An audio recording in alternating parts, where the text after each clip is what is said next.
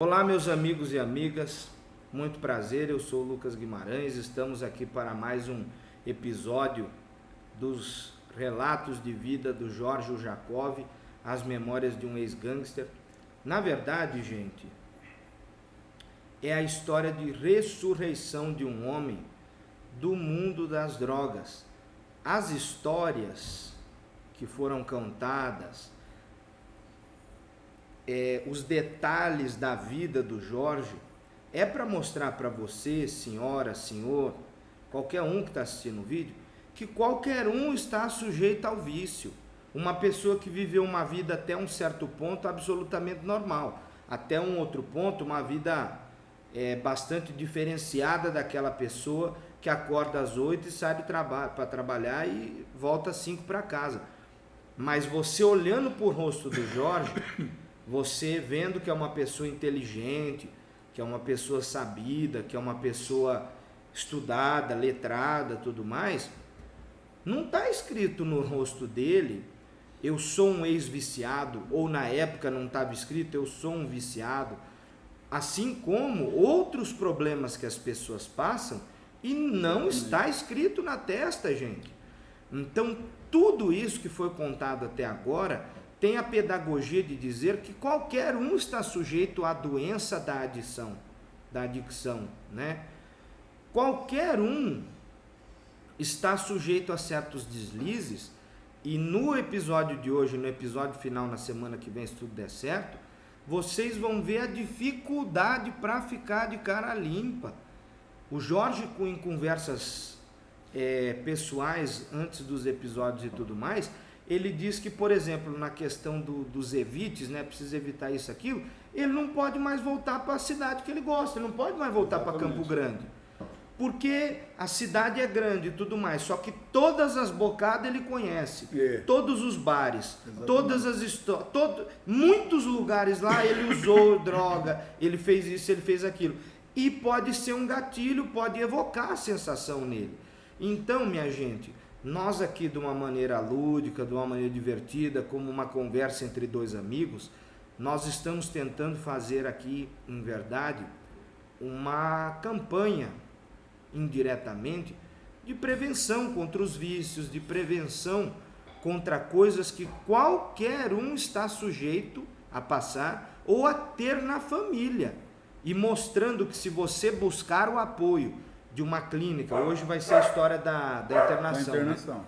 Procurar uma clínica, procurar um médico, se você for na ajuda, e o Jorge vai contar, o Jorge não foi pelo amor para a clínica, ele foi compulsoriamente, ele foi quase que amarrado, gente.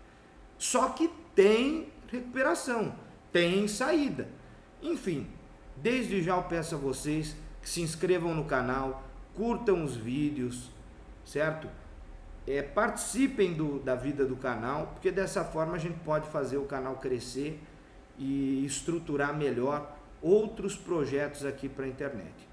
Essa introdução não foi à toa, foi só para explicar para vocês mais uma vez a intenção nossa com esse bate-papo, com essa conversa aqui. Agora eu passo a palavra para o Jorge, que vai dar continuidade na biografia dele até o presente momento. Olá, obrigado a todos que têm curtido no canal, que têm visto, se inscrito. Não pela visualização, mas pela mensagem que vem sendo levada. O momento em que nós paramos foi no finalzinho de 2021, já praticamente em 18 de dezembro, que foi o dia praticamente do meu renascimento, né? Mas ali eu não sabia que estava renascendo. Então, do dia 17 para o dia 18, eu passei usando o dia 17 inteirinho, e à noite... 17 de dezembro de 2021. E a madrugada do dia 18 inteirinha, usando. Aí, quando amanheceu, apareceu em casa 3 pessoas que vieram me buscar de forma compulsória para uma internação, para uma clínica que fica aqui em Santa Clara, no estado de São Paulo. Até então, minha mulher já havia feito todas as tentativas para que eu me internasse de forma voluntária. Eu não queria ser internado, eu queria continuar usando droga. Nesse dia, eu vim na viagem, eu vim tranquilo, cara. Saí de lá do jeito que eu tava, de bermuda, sem camisa, entendeu? Só trouxe uma pochetezinha que eu tinha, uma maquininha de cartão, e R$950 dentro dessa pochete. Nisso, eles pegaram, me colocaram dentro do carro e já viemos direto para... De lá para cá são 7 horas de viagem. No meio do caminho, como eu sou diabético, tive hipoglicemia, eles pararam o carro, compraram uns doces, uma garrafa de Coca-Cola.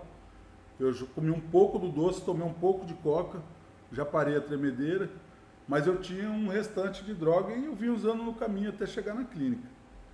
Quando eu cheguei na clínica, eu fui muito bem recebido. Cara, no dia que eu não entrei à vontade, eu não entrei porque eu vinha de um isolamento de, vamos dizer assim, de 2 anos, isolado usando droga. Olha só. Fechado, Acabou a vida social. Eu vivi assim, saí para levar minha filha no tratamento dos meus netos, voltava para casa, ia para o mercado fazer compra e saía para buscar droga. Esse era meu ciclo social. Acabou a vida. Não estava vivendo. Então, cheguei numa clínica com 60 internos, na época, e aí comecei a me comunicar. Com relação àquelas vozes, aquela sensibilidade que eu tinha, e escutar aqui para mim era espiritual, porque se fosse esquizofrenia não ia resolver com 4 clonazepam. Ia ter um tratamento. E muitos dos que são esquizofrênicos, também, na verdade é uma mediunidade não trabalhada. Não trabalhada, exatamente. Aí cheguei, tomei os 4 clonazepam, almocei e fui dormir. Quando deu na hora da janta, eu acordei e fui jantar. Todo mundo estranhou, falou, bicho, você tomou 4 clonazepam. Isso não é normal. Você tá bem? Eu falei, tô bem, tô normal. Peguei a minha alimentação, sentei na mesa junto com o pessoal e fui me alimentar. Falou que levantou igual se você tivesse 0, né? É, normal, parece que eu sarei ali dentro da clínica. Aí veio a não aceitação, né? Não queria... Lógico, quando a gente está internado a gente não quer. Mas foi necessária a internação. Passei um mês, praticamente, 40 dias sem ter contato com ninguém da minha família. Porque era final de ano, o pessoal da clínica estava de recesso, viajando, os terapeutas, o pessoal que fazia ligação para as famílias. Quando voltou no dia 6, mas a minha esposa só foi conversar comigo no dia 25 de janeiro. No Natal. Não, janeiro já. Janeiro, perdão. 25 de janeiro. Natal então, não, quer dizer, já um mês depois. Eu passei o Natal e o Ano Novo. Isolado. Não, lá dentro da clínica, mas eu fui muito bem tratado, sim. O pessoal isolado lá, quieto lá. Exatamente, mas nesse período, como eu não tive contato com terapeuta, com nada, eu fiquei apreensivo para saber o que ia acontecer. E quando voltou ao ritmo normal da clínica, os terapeutas começaram a dar reunião e conversar, e aí na primeira ligação eu falei com ela, normal. Na segunda, eu já pedi para vir embora, para ir embora para casa. Eu achava que eu estava vivendo como se estivesse preso, porque lá era fechado, cheio de... E não era nem guarda, era o próprio interno que era colaborador, né? Colaborava. Mas na minha cabeça era como se fosse guarda. Depois que eu fui ver isso aí, eu não fui recuperando a sanidade de boa, assim, rápido. Você leva um tempo para recuperar. Um cara que ele está viciado em drogas pesadas como eu estava, ele tem um sintoma quando entra na abstinência. Então, assim, você pode ter dor de barriga, dor de cabeça, perca de sono. Foi o que eu tive. Todos esses sintomas eu tive. Dor muscular, espasmo? Não, esse eu não tive. Mas o alcoolismo é muito pior. Porque, assim, para sair de uma abstinência do alcoolismo, o primeiro é que no outro dia o cara tá tremendo. Dependendo do tempo que o cara usou álcool, é mais tempo para acabar essa tremedeira. Depois vem a recuperação do fígado, tudo. Assim, tem alcoolista que ele precisa ficar internado durante um ano e meio. Para se segurar. Para segurar. Tá, e quando eu fui entendendo aquilo, eu fui gostando do que estava acontecendo. Até o terceiro mês eu não tinha uma função, uma laborterapia que a gente chama dentro da clínica terapêutica, aquela função que você exerce, que é tua. Então, assim, o pessoal viu que eu não tinha risco de fuga, que eu estava colaborando na internação e tudo mais, e estava me interessando. Eu comecei a comer livro. Tinha um japonês, eu não vou falar o nome dele para preservar, jamais. Entendeu? Mas muito amigo meu, próximo da cidade que eu moro, lá de Aquidauana, e ele era um cara assim que a clínica tinha a biblioteca dela. Então, você podia chegar lá, assinar seu nome no livro, escrever que livro que você pegou, colocar a data e descer com o livro para você ler. Tranquilo.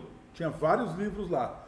Livros terapêuticos e livros de incentivo, de autoajuda, entendeu? Aí eu comecei a ler esses livros, só que esse japonês, ele tinha a beliche dele, ficava num lugar que a gente chamava de chapão.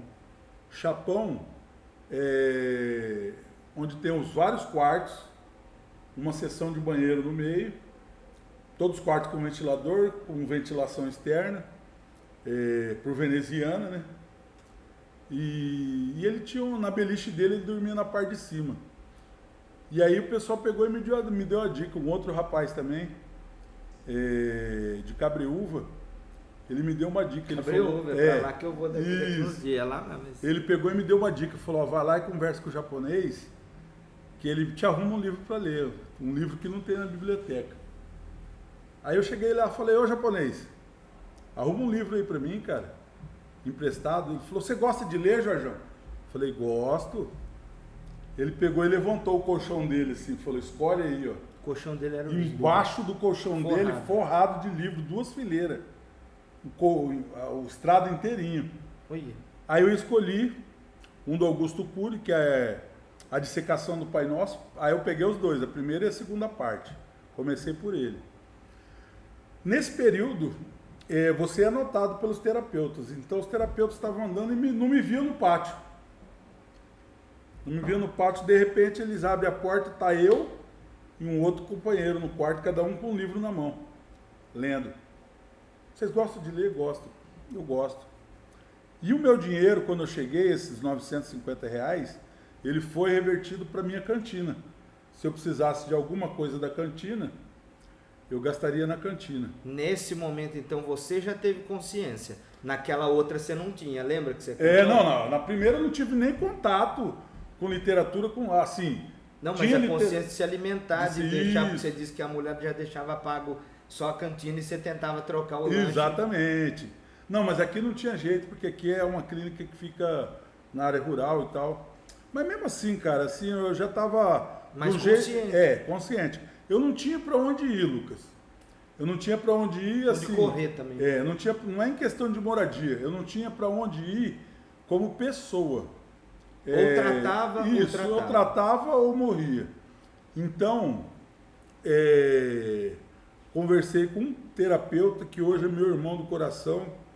Ele 11 anos mais velho do que eu. E aí ele conseguiu uma literatura da Irmandade que hoje eu faço parte. E essa literatura, ele fez uma manobra do dinheiro da cantina e tudo, e essa literatura custava R$35.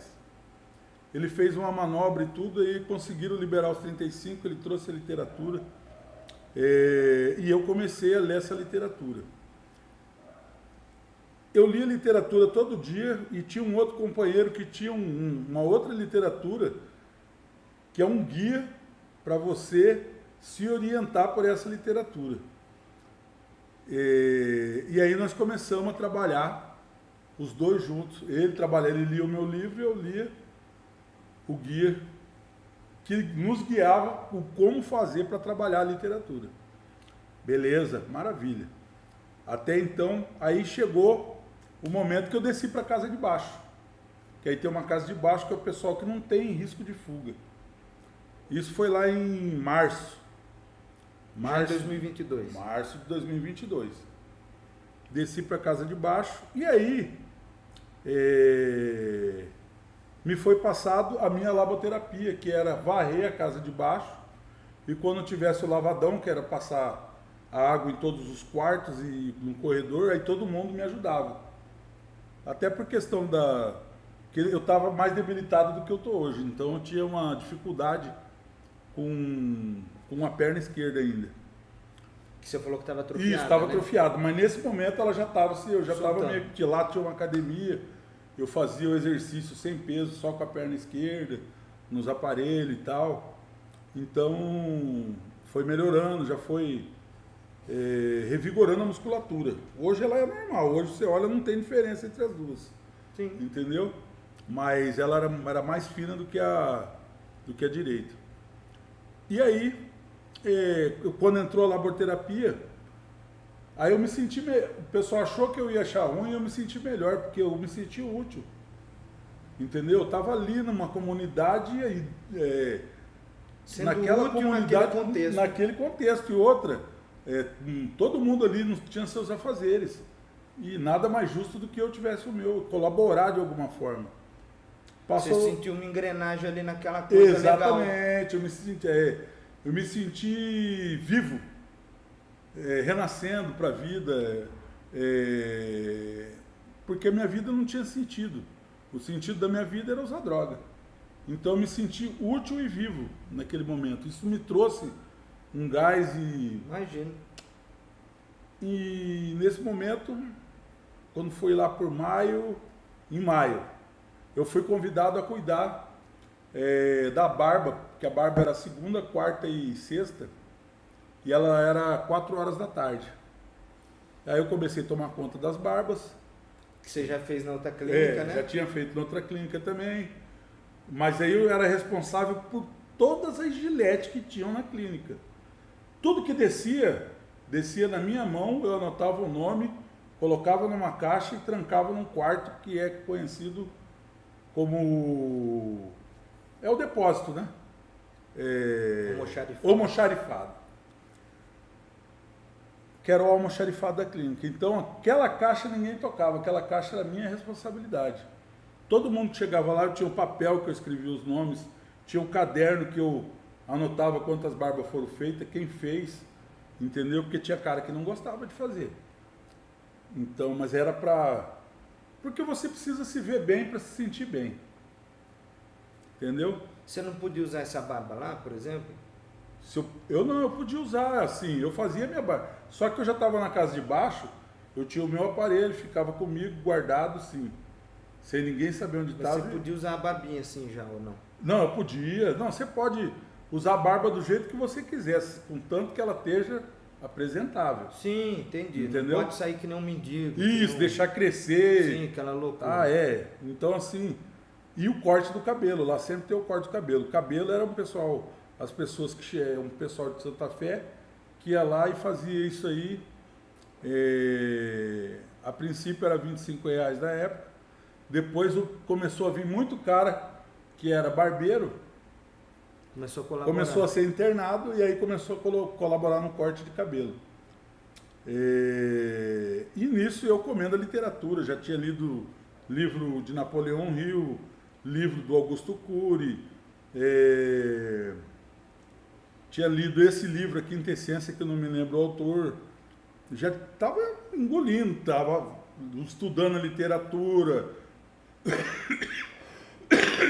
Todo dia eu fazia um inventário pessoal, meditava no meu dia, o que aconteceu, e fazia um inventário pessoal, escrito num caderno, entendeu? Para mim ter lembrança, porque as memórias, isso para você treinar, porque tem muita gente que começa a perder a memória, principalmente o alcoolista. Olha só. O alcoolista tem... Demenciando. Isso, Teve um alcoolista que chegou lá, que é muito amigo meu hoje, inclusive ele é espírita, daqui de Rubinéia. E ele chegou tremendo, então no dia que ele foi tomar café, o nosso cozinheiro falou, deixa que eu seguro e você só toma, porque ele tremia. Aí eu peguei e falei, peraí, eu tive na família, você sabe, você então, ouviu lá. Aí eu peguei e falei, deixa que eu resolvo aqui. Aí eu peguei e segurei as duas mãos dele com a minha mão, eu falei, agora você guia o copo na sua boca, porque minha mão não estava tremendo. Aí acalmou aquela tremedeira, a minha mão firmou a tremedeira dele. E tudo isso aconteceu e ele não lembrava disso.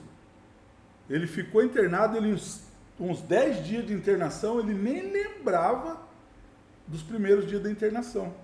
Olha só. Por isso que o alcoolista ele tem um problema maior de memória. Então, esse inventário que a gente faz é até por isso, porque a pessoa não tem memória, então ele volta lá no inventário. Eu não tive esse problema, mas tem muitos caras que chegaram lá e teve cara que, infelizmente, teve que vir ser socorrido aqui no pronto-socorro de Santa Fé e chegou a desencarnar porque já estava com cirrose, já tinha sido internado tarde demais. Então, a clínica fez o que pôde, ainda trouxe para ser cuidado, ainda ficou dias aqui sendo cuidado, só que, cara, uma pessoa fabulosa, maravilhosa, cara. Uma história, assim, digna de ser contada, uma vida, assim, de um profissional de montagem de motores. Cara, fenomenal, bicho. Tinha uma história e se perdeu por causa da cirrose que foi causada pelo alcoolismo. Mas, e isso tudo foi me fortalecendo. Cara, ali tinha histórias boas, histórias ruins, mas assim, e tem o bandidão que se acha bandidão lá dentro. Que é os mais novos, eles acham, porque eu sou comando, eu sou não sei o quê, papapá. Rapaz, se fosse comando, não tinha perdido pra droga. Entendeu? Eles falam que são membros de facção. Tudo, pra colocar medo nos outros internos. Como é que fala? Pra coagir, pra Intimidar. E não é nada, porque é o seguinte, cara. Infelizmente... Quem vende não usa. Quem vende não usa, exatamente. E quando usa, não usa essa droga que causa maior destruição na família. Tem essa diferença? Tem. O cara usou crack e não faz mais parte de facção nenhuma. Tá fora. O que eles usam, o traficantão? No máximo um pó, no máximo a cocaína. Mas não vicia também? Vicia, mas não dá não causa a destruição que o crack causa, entendeu? Entendi. O crack, ele degrada a pessoa vira um zumbi, cara. Sim. Você olha pra ela, o cara magro, não come, não dorme, não faz nada. Entendeu? Eu via lá na Cracolândia, parecia que era um cemitério de gente viva. O crack, ele é destruidor, ele é uma droga potencialmente destruidora. Ela e o álcool. Concordo. Entendeu? Ela e o álcool. O álcool não demonstra assim porque quando o cara... Status. O álcool, o cara tem um status, padrão, tudo, mas na saúde mesmo do cara. Quando o cara tá só no álcool, ele não emagrece de uma vez. Pelo contrário, ele começa a inchar. Retenção de líquido, começa a inchar o pé, inchar o rosto, Verdade. Fica o rosto avermelhado, os olhos vermelhos e tal. Ou amarelado, quando já está com problema de fígado, o olho começa a ficar amarelado. Aquele amarelado no olho. Então, tudo isso eu aprendi. Como eu sou observador, eu comecei a observar dentro e eu fui seguindo um caminho. E quando chegou em junho, eu fui convidado a vir na cidade, convidado a conhecer essa irmandade na qual eu faço parte hoje, e foi o dia que eu tomei a decisão de me ingressar nessa irmandade. Voltei para a clínica feliz da vida, como já tinha conhecimento da literatura dessa irmandade, continuei praticando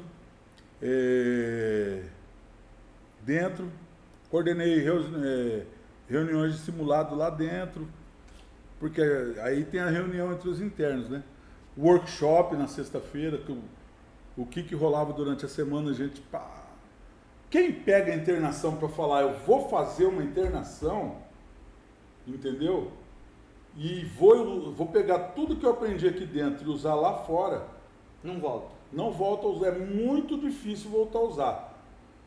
Cara, a mente tem que estar aberta para você receber toda a informação.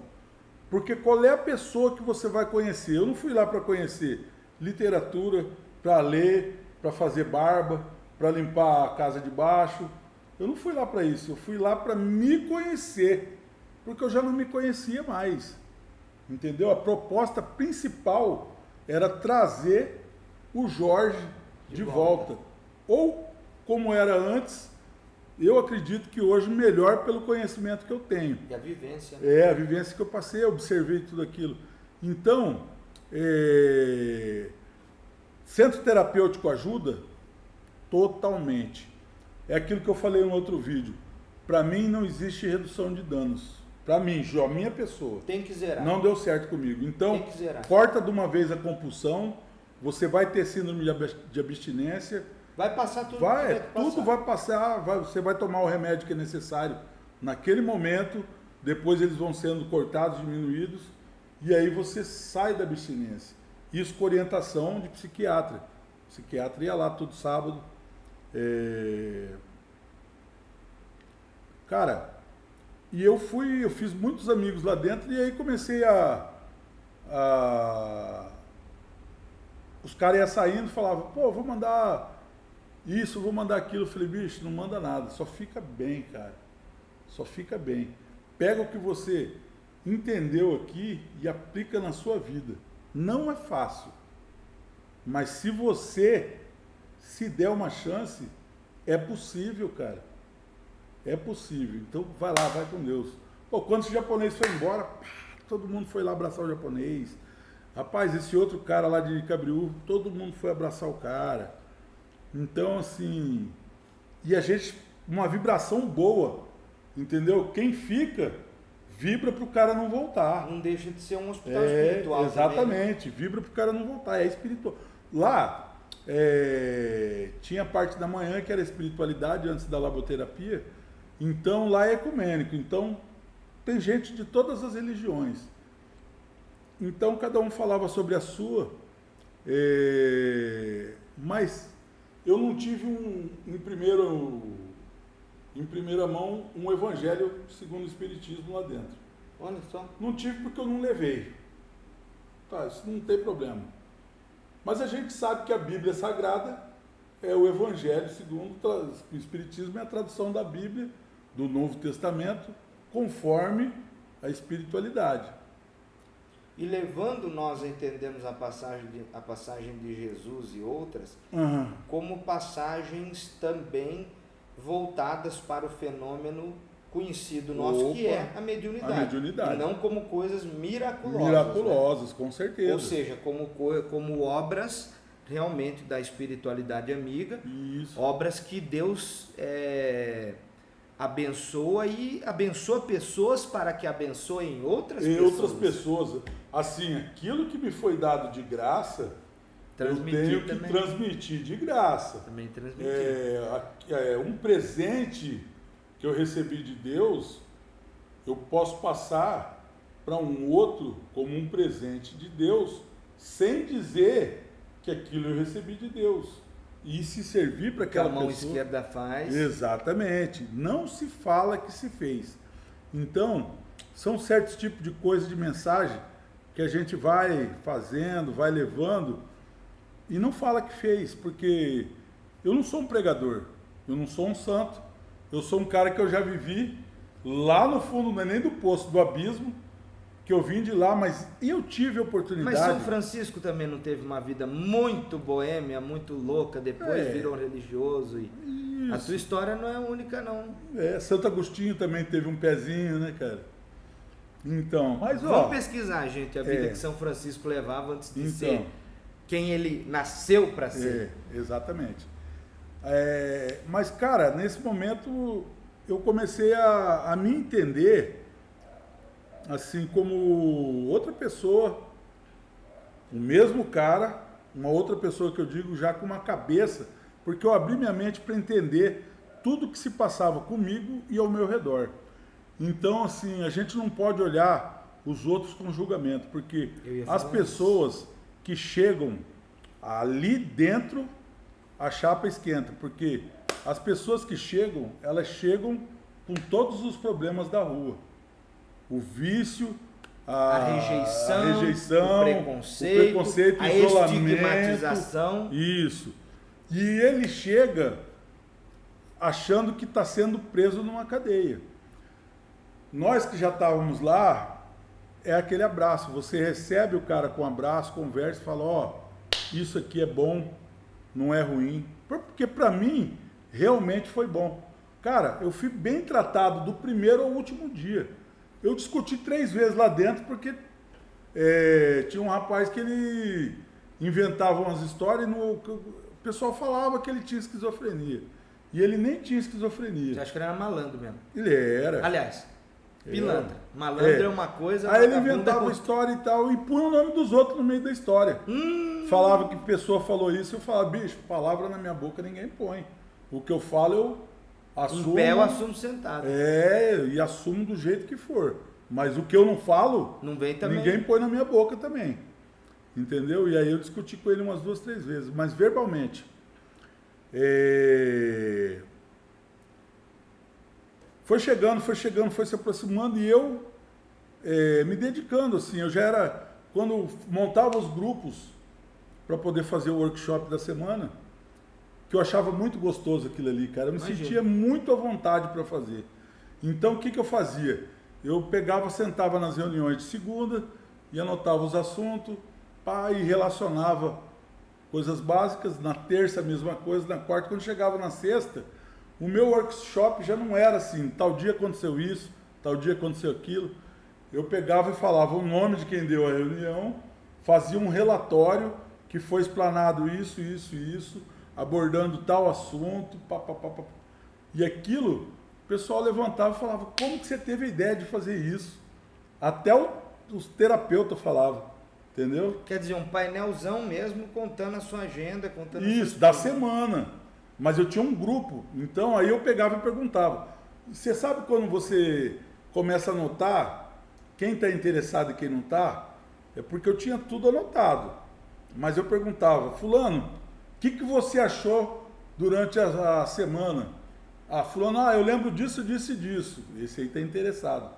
Quando você perguntava para um, cara, o que você lembra da semana? Não sei. Cara, não lembro. O cara não conseguia nem falar que não lembrava. Então esse estava ali só passando tempo, cara. Só de ele estava achando que estava ali porque a família estava pagando e pronto, ele tinha que ficar ali. E não é, você tem que se dar a oportunidade. Cara, viver mesmo, né? É um tempo que aquilo está acontecendo para você aprender, abrir a mente e vivenciar aquilo. Cara, você vai sair de lá outra pessoa com certeza. Não fizeram uma lavagem cerebral para que eu deixasse de usar droga. Me ensinaram uma programação. Você entendeu, você se conheceu. Isso, eu me conheci e falei, eu posso seguir isso e posso deixar de usar aquilo. Seguir vivendo sem aquilo. Seguir vivendo sem aquilo. Então, eu me dei essa oportunidade, muitos se deram essa oportunidade, tem alguns que estão, da minha época, tá até hoje aí junto comigo, a gente se comunica de outras cidades e tudo. Mas foi chegando, foi se afunilando, que chegou um ponto que eu fui convidado para vir para uma casa de apoio que existe aqui no centro de Santa Fé. E aí eu peguei e falei, se eu tiver que ficar, eu já estava lá há 11 meses, se eu tiver que ficar, tem que ser pelo menos 6 meses. Porque eu sabia que eu ia chegar na rua, eu estava, na época que eu fui convidado, tinha 10 meses. Eu já estava 10 meses sem ter um contato com a rua. Entendeu? Então, assim, os meus contatos com a rua durante 25 anos antes era só sobre o uso de droga. Então eu ia ter um contato com a rua de cara limpa. E eu queria me manter de cara limpa. Então eu pedi 6 meses. Você acha que o que mudou da primeira para a segunda internação foi a vontade que você não tinha antes de querer sair? Eu acredito que em primeiro lugar foi a honestidade. Eu fui honesto comigo mesmo. Porque Entendeu? quando você sentou com a médica da outra vez lá, você falou, eu quero reduzir, eu não quero parar. Exato. Eu fui honesto também com ela. Sim. Quando eu sentei, eu fui honesto, eu não queria parar. Eu queria usar uma quantidade que não me levasse ao óbito. Mas você também não achou que a médica ia falar isso pra você, né? Você achou que ela ia falar, vou te ajudar a você parar. Aí ela falou, o senhor quer parar ou o senhor quer? Eu não esperava que ela parasse, eu não esperava que ela falasse, eu fiquei surpreso. Você não esperava que ela fosse falar isso? Ela falou, você espera parar ou reduzir? Eu peguei e falei que queria reduzir. Mas isso não me ajudou em nada, por isso que eu falo que não tem redução de danos. E ela colocou um remédio que é um bloqueador que dá a mesma euforia. Cara, com a hora que eu parei de tomar o remédio, eu queria euforia, fui buscar. Na droga não. Exatamente. Então, pra mim, por isso que eu falo, pode dar certo pra alguém. Entendeu? Eu não estou falando que não tem que existir. Eu não estou questionando aqui a psiquiatria, a medicina, medicina, nem nada. Eu estou falando que, para mim, não funcionou. Para mim, a abstenção total de todas as drogas foi o que funcionou. E enfrentando a síndrome de abstinência, teve semana de eu ficar com dor de barriga uma semana inteira. Entendeu? E aí, fraco, ia lá, comia cerola, porque eu sou diabético. Então é o seguinte... A vitamina C dentro do organismo, ela faz o seguinte, aqui é a célula. Então ela entra na célula, ela pega, como se pegasse tudo que tem dentro, tirasse, e o que tivesse no sangue ela botasse. Entendeu? Ela faz esse efeito, vitamina C. Entendi. Então o que eu fazia? Eu descobri isso com o enfermeiro que me falou. Lá, o enfermeiro da clínica. E lá tinha 5, 6 pés de acerola. E os caras não gostavam daquilo porque era azedo. O que eu fazia? Uma delícia. Terminava de tomar insulina, tomava todos os remédios, me alimentava de manhã cedo. Estava me alimentando até com glicose, que é o açúcar normal. Ia lá e pegava um copo, porque eu andava com o meu copo no bolso, que eu bebia muita água. E eu já estava olhando isso na literatura, que quanto mais água eu tomasse, mais eu iria desintoxicar rápido. Enchia aquele copo de acerola e chupava. Terminava aquilo, cara, dava uns 40 minutos, eu começava a tremer. Daí hipoglicemia, porque aí saía da célula a glicose, entrava a insulina, entrava tudo e fazia o efeito que tinha que fazer. Aí eu tinha que correr no cozinheiro e pedir um copo, ele punha meio copo de açúcar, ia lá, misturava com água, fazia um melado e tomava para parar de tremer. Ui. Entendeu? Então... Ô Jorge...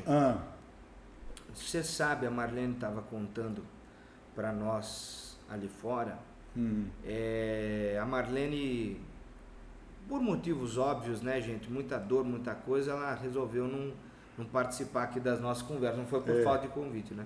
Isso. Mas a Marlene conta que ela já não sabia o que fazer com o Jorge para ajudá-la. A Marlene é a esposa do Jorge, e ela disse que ela estava saindo do centro espírita, desolada, sem saber o que fazer lá em Campo Grande, quando uma mulher, né, acho que até por intercessão divina, isso, né? é uma mulher que é médium e amiga nossa. E mandou a mensagem dizendo... Não, elas conversaram no centro e essa mulher mandou a mensagem para a patroa dela pegou e mandou o número da clínica para ela e ela passou para a Marlene.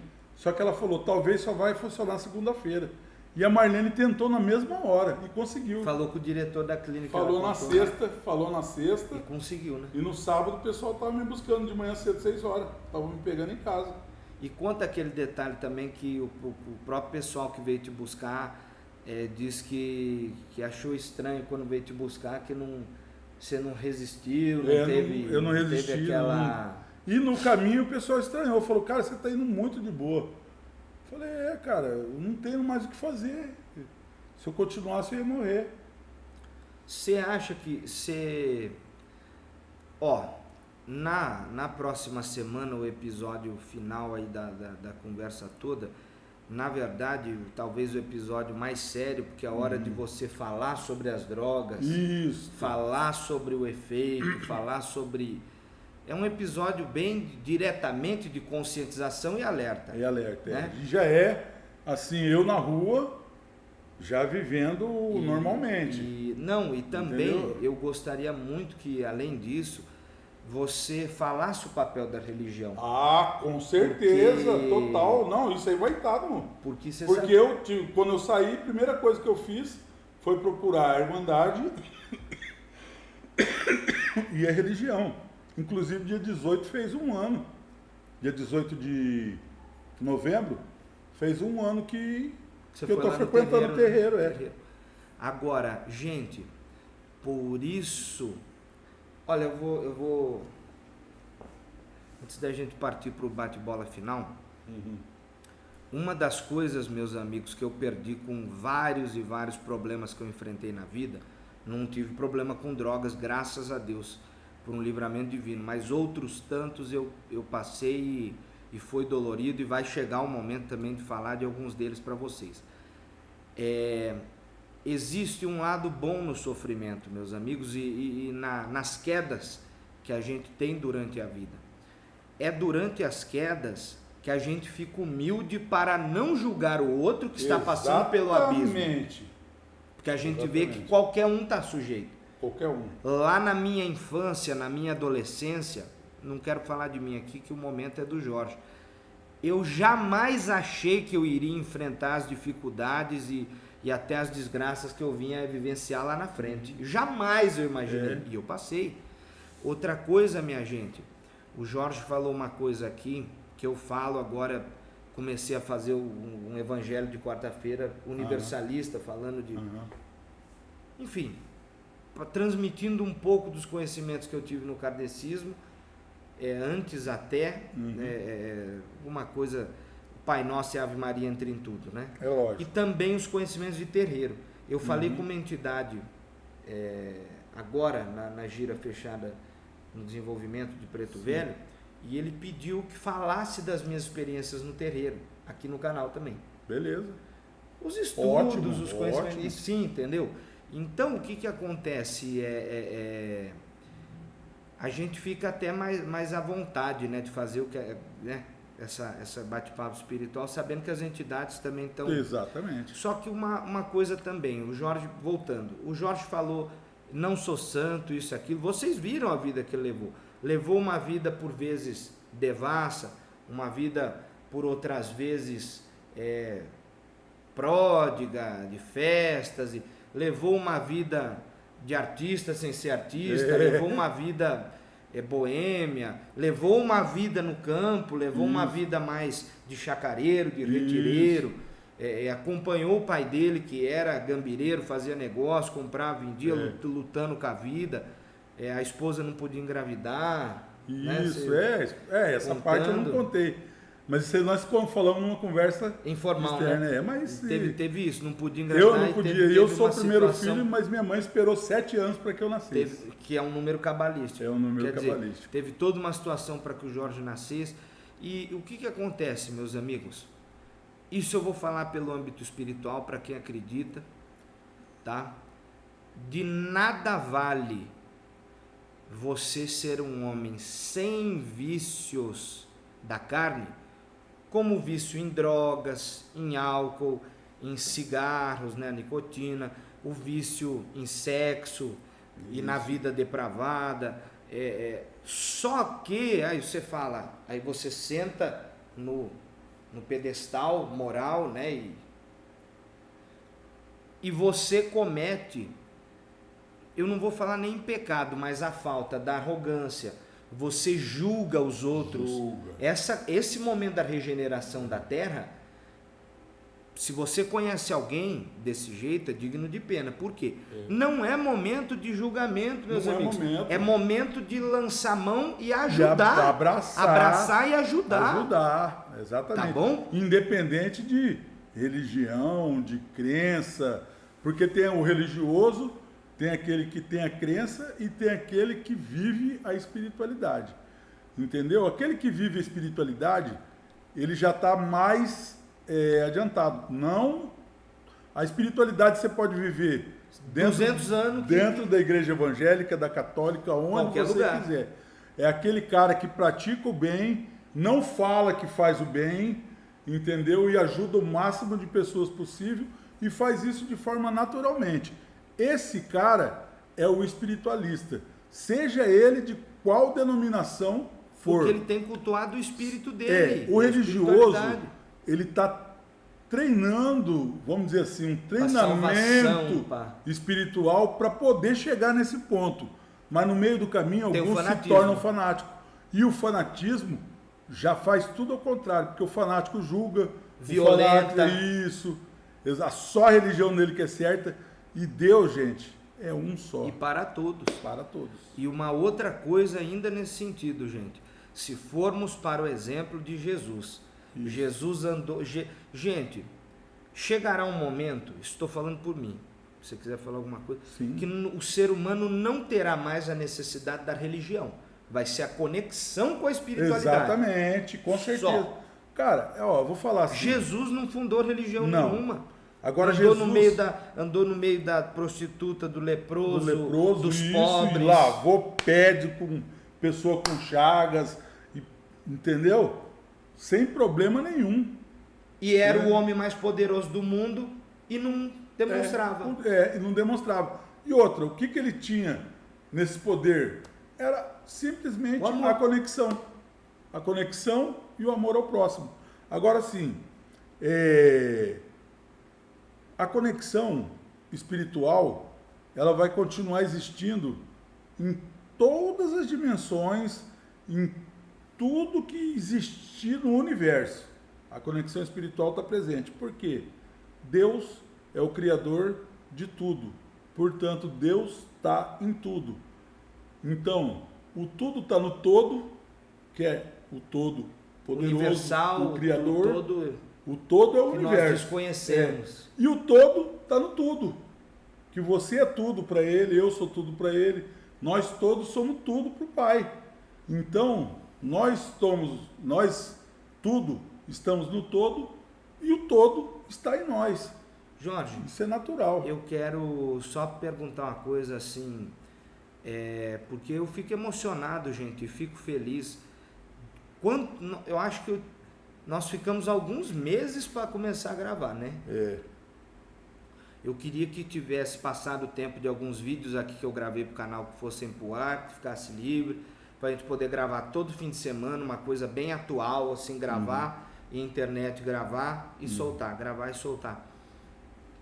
A minha amizade com o Jorge, gente, pode ter alguém aí, Jorge, que não entenda, pode ter alguém aí que, sei lá, porque nós sabemos que infelizmente tem uns que vêm com os olhos e as mentes abertas, mas tem pessoas que... O problema do malicioso não é o que ele vê, como vê, porque a malícia está nele, a maldade está nele, não no outro. Quem tem malícia, vê malícia em tudo. Aí que eu falo, o julgamento, quando a pessoa julga, geralmente aquele defeito que ele está julgando é o defeito dele. Então, gente, esse penúltimo episódio aqui da biografia do Jorge, depois em outros momentos a gente vai criar outras conversas, enfim, dá um tempinho para nós também, né, gente? Mas me orgulho muito, mas muito, que isso fique registrado. Eu me orgulho muito de ter podido ajudar você a contar essa história sua para o mundo. Principalmente, gente, mostrando que tem jeito. Basta querer, basta unir a família, basta buscar o seu milagre pessoal. Nós temos um milagre vivo aqui, gente, com relação a esse mal das drogas. O exercício de fé, ele é diário. Né? É diário. Eu me orgulho demais, então, de ter contado essa história. 2, eu me orgulho muito, Jorge, também, como eu estava falando, da nossa amizade, porque eu não tenho dúvidas que você é um amigo que eu vou carregar para sempre. Não, com certeza. Fé e tudo mais. E para o público, minha gente, isso eu repito e digo sempre. Vejam vocês, a caridade, minha gente, o que nós estamos fazendo não deixa de ser caridade. Às vezes é você ter empatia, como o Jorge está tendo, para contar a sua história e por meio da sua história consolar outros corações que no momento às vezes estão vivendo o mesmo desespero que ele. Exatamente. Nós estamos fazendo aqui caridade, gente, sem gastar R$1, com a força da vontade, com a vontade de fazer, gente. Exatamente. Então, amigos, que fiquem, ainda tem o último episódio na semana que vem, para ele contar a vida de cara limpa, já aqui em Santa Fé e tudo mais. Vejam vocês tudo que esse homem viveu, e poderia não estar aqui para contar a história, sabe, gente? Então, os votos que eu faço hoje para vocês, estamos nos aproximando aí do Natal, vai ter o último episódio para a gente se emocionar mais um pouco com a vida do Jorge, com renascendo e agora renascido a partir desse episódio, o Jorge renascido, né, na linha histórica. Mas, meus amigos, os votos que eu faço é que vocês alcancem o seu milagre pessoal. Doem. Vocês não precisam de dinheiro para cumprir os exemplos do Cristo, para fazer a caridade. Basta que você dê o seu tempo, o seu carinho, o amor que existe dentro de você, e que você se abra completamente para ser o instrumento do milagre da espiritualidade. Por isso que se diz, Jorge, desculpa alongar o papo por esse lado, mas estamos encerrando aqui, porque a sua história transita pela mediunidade, pela espiritualidade, e desde os 7 anos de idade. Gente, para alguns, médium é somente aquele médium ostensivo que vê o espírito, que incorpora e pratica a psicofonia, né? Pela incorporação dos espíritos, ele fala, ele anda, ele tem os trejeitos. Olhem aqui neste momento como que todos nós somos médiums. Porque nós aqui, sem estarmos incorporados, esse é um exemplo que vai ser muito legal, sem estarmos incorporados, sem estar dando um show, sem estar transformando a água em vinho, sem estar fazendo uma coisa gigantesca, a espiritualidade, por intermédio nosso, está deixando um aviso, um alerta, está deixando uma cartilha pedagógica de que, digo pela 10ª vez nesse vídeo, tem jeito, minha gente, tem jeito. Se você pensar que está perdido, não está perdido. Não está perdido, tem jeito. E às vezes, quando você acha que está perdido, é justamente a hora que a tua vida está começando a melhorar. Deus não escreveu a tua história para que você fracasse. Deus escreveu a tua história para que no final você seja um vitorioso. Gravem as minhas palavras. Com certeza. Mais alguma coisa? Não preciso nem falar nada, só agradecer. Muito obrigado. Muito obrigado, Jorge. Muito obrigado a você que me assiste na internet. Muito obrigado a você que torce pelo canal, que torce pelas nossas iniciativas. Eu realmente fico muito emocionado, gente, porque isso aqui é fruto de várias conversas anteriores lá no terreiro, onde eu conheci o Jorge, aqui na tenda de Oxalá. Uma casa muito abençoada, uma casa umbandista, mas uma casa cristã.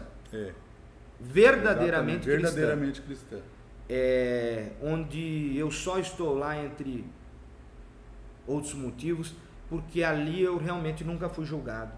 Ali ninguém nunca me apontou dedo. E eu tô lá justamente por isso, que eu já cheguei e já me identifiquei como um cara que estava saindo dos vícios e precisava de ajuda. Enfim, gente, aquele abraço a todos e todas. Se inscrevam no canal, curtam, compartilhem os vídeos e repito, permita que Deus haja por intermédio de você, seja o milagre do próximo e permita-se também receber o milagre das mãos divinas. Muito obrigado e até a semana que vem, se nosso Pai assim desejar. Até logo, obrigado a todos. Que assim seja para todos.